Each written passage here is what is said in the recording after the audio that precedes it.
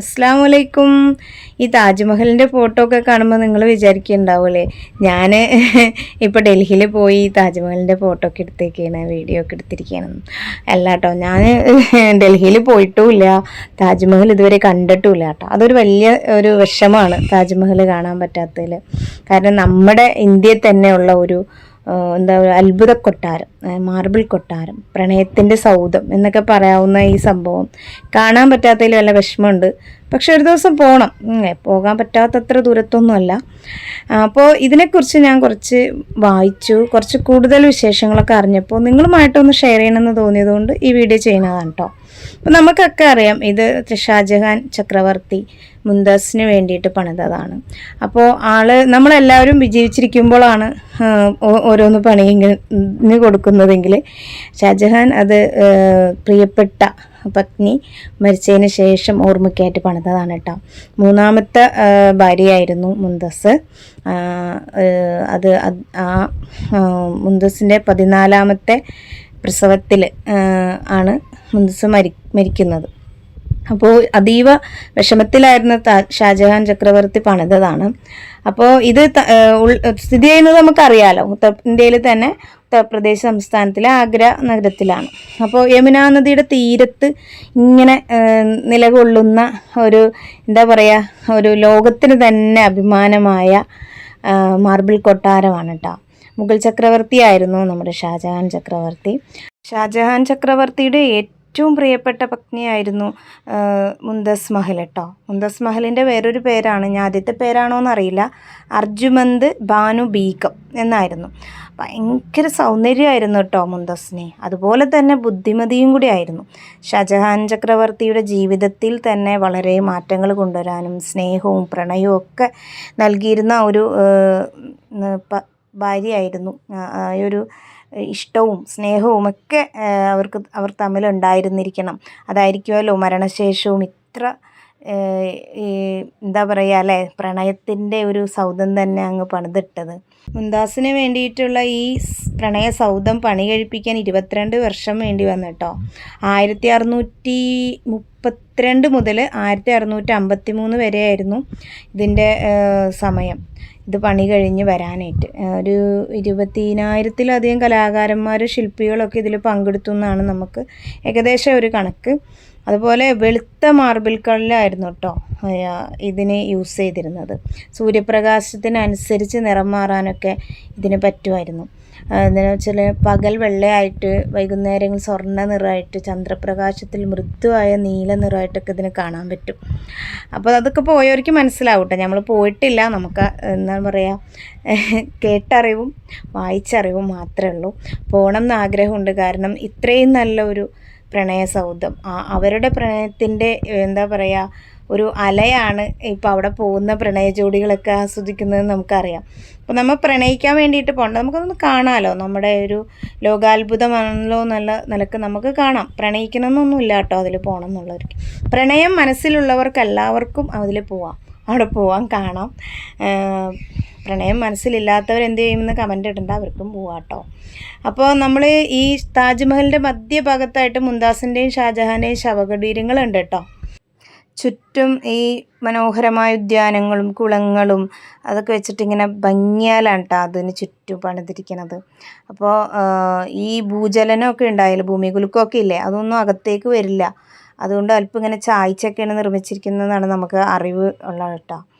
ശരിക്കും താജ്മഹൽ അവരുടെ ഒരു ശവകുടീരമാണ്. പക്ഷേ ആ താജ്മഹൽ ഒരു ശവകുടീരം എന്നതിലുപരി നമ്മൾ കാണുന്നത് എങ്ങനെയാണ്, സ്നേഹത്തിൻ്റെ നിത്യചിഹ്നമായിട്ടാണ് അല്ലേ. മുംതാസിനോടുള്ള ഷാജഹാൻ്റെ പ്രണയം, അനന്തമായ പ്രണയമാണ് അതിങ്ങനെ എന്നും ഇങ്ങനെ നമുക്കിങ്ങനെ കാണിച്ചു തരുന്നത്. പിന്നെ ഈ താജ്മഹൽ യുനെസ്കോയുടെ പൈതൃക പട്ടികയിലേക്ക് ഉൾപ്പെട്ടിട്ടുണ്ട് കേട്ടോ. അതുപോലെ ലോകത്തിലെ 7 അത്ഭുതങ്ങളിലൊന്നാണ്. 7 അത്ഭുതങ്ങളാണല്ലോ നമുക്കുള്ളത്. ആ അത്ഭുതങ്ങളിലൊന്ന് ഈ ഒരു താജ്മഹലാണ്, ഈ മാർബിൾ കൊട്ടാരമാണ് കേട്ടോ. എത്ര ആളുകളാണെന്നറിയാം ഓരോ വർഷവും, കണ്ടവർ തന്നെ വന്ന് കാണുന്നു എന്ന് പറയുന്നു. ഇതൊക്കെ ഇങ്ങനെ ഇപ്പോൾ ഇതിനെപ്പറ്റി പറയുമ്പോൾ തന്നെ എനിക്ക് പോകാൻ തോന്നുകയാണ് കേട്ടോ.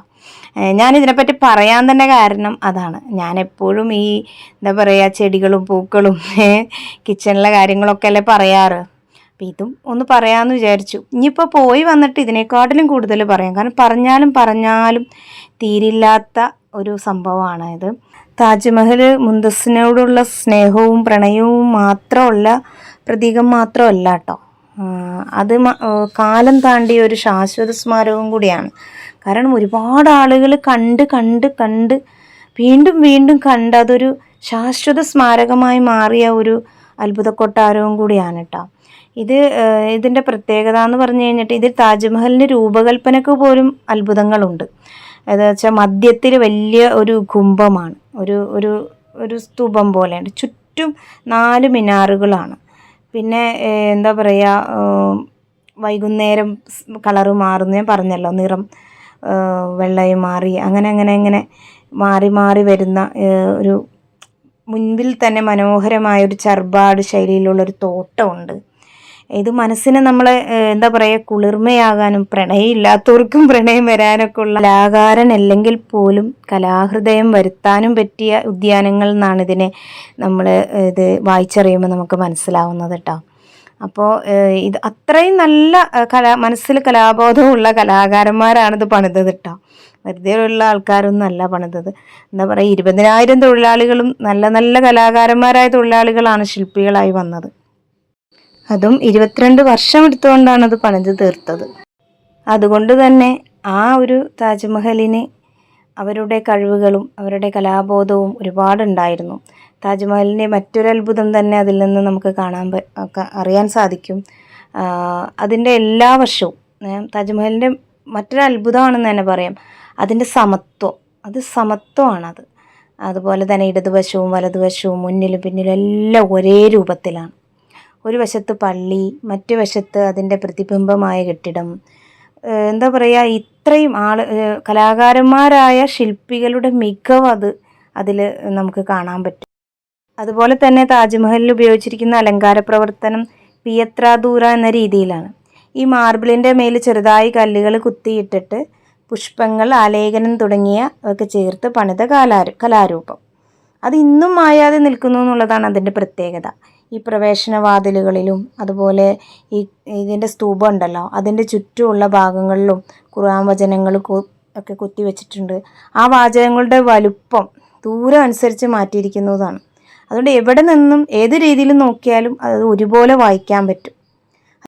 അങ്ങനെ ഇതൊക്കെയാണ് ഇതിൻ്റെ പ്രത്യേകതകൾ എന്ന് പറഞ്ഞ് നമുക്ക് ഫുൾ സ്റ്റോപ്പ് ഇടാം. കാരണം പറഞ്ഞാൽ തീരില്ലാത്ത അത്ഭുതങ്ങൾ നിറഞ്ഞ കൊട്ടാരമാണ് നമ്മുടെ മാർബിൾ കൊട്ടാരം, നമ്മുടെ ഷാജഹാൻ ചക്രവർത്തിയുടെ ഈ പ്രണയസൗധം. കാരണം നമ്മൾക്ക് വീഡിയോയിൽ കൊള്ളില്ലല്ലോ, ഇതിൻ്റെ പറഞ്ഞാൽ തീരാത്തത്ര വിശേഷങ്ങളുണ്ട്. പിന്നെ ഞാനിവിടെ പോയിട്ടുമില്ല. ഇനി ഇവിടെ ഇൻഷാ അല്ലാഹ് പോകാനുള്ള ഭാഗ്യം കിട്ടിയാൽ പോയിട്ടുള്ള അനുഭവങ്ങളും അവിടുത്തെ വിശേഷങ്ങളൊക്കെ ഞാൻ പറയുന്നതായിരിക്കും. അതിനുള്ള ഭാഗ്യം ഉണ്ടാവട്ടെ ഇൻഷാ അല്ലാഹ്. അപ്പോൾ ഇതിപ്പോൾ ഞാൻ വായിച്ചറിഞ്ഞതും കേട്ടറിഞ്ഞതുമായ കുറച്ച് വിശേഷങ്ങൾ നിങ്ങളുമായിട്ട് പങ്കുവെച്ചതാണ്. ഒരുപാട് പേർക്ക് ഇതൊക്കെ കുറേ അറിയാം, ഇതിലേറെ അറിയാം. പക്ഷേ എനിക്ക് കുറച്ചറിയാവുന്നത് നിങ്ങളുമായി പങ്കുവെച്ചതാണ്. കണ്ടത് മധുരം, കാണാത്തത് അതിമധുരം എന്നാണ്. അപ്പോൾ ഇനി പോയിട്ടുള്ള വിശേഷങ്ങളല്ലേ, അത് അപ്പോഴാവാം. അപ്പോൾ എൻ്റെ ഈ വീഡിയോ നിങ്ങൾക്ക് ഇഷ്ടപ്പെട്ടെങ്കിൽ ലൈക്ക് ചെയ്യണം, ഷെയർ ചെയ്യണം, അതുപോലെ കമൻറ്റിൽ പറയണം. ഓക്കെ, ബൈ, താങ്ക് യു, അസ്സലാമു അലൈക്കും.